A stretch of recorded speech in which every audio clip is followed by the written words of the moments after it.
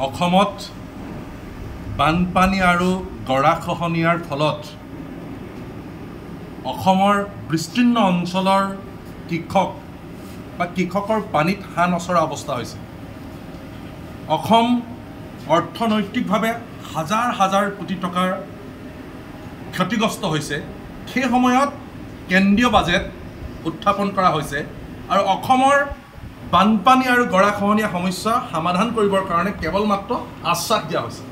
কিন্তু তাৰ পৰিৱৰ্তে বিহাৰত বানপানী সমস্যা সমাধান কৰিবৰ কাৰণে 11,500 কোটি টকা ধাৰ্য কৰা হৈছে।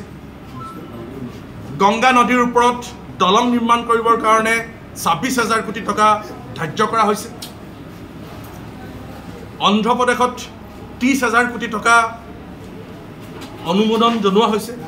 অৰ্থাৎ এনেধৰণে অসমৰ বাদে অন্যান্য প্ৰদেশসমূহৰ যিবিলাক সমস্যা, সেই সমস্যাবোৰ সমাধান কৰিবৰ কাৰণে হাজাৰ হাজাৰ কোটি টকা ধাৰ্য কৰা হৈছে।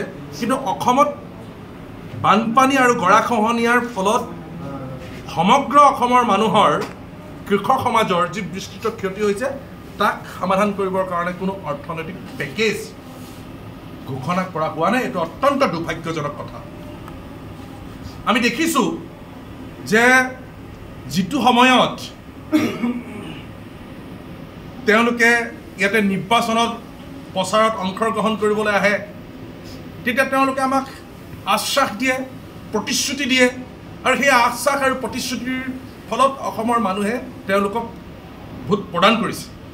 কিন্তু সেই আশ্বাস আৰু প্ৰতিশ্ৰুতি কেৱল মাত্ৰ আশ্বাস আৰু প্ৰতিশ্ৰুতি হৈ আছে,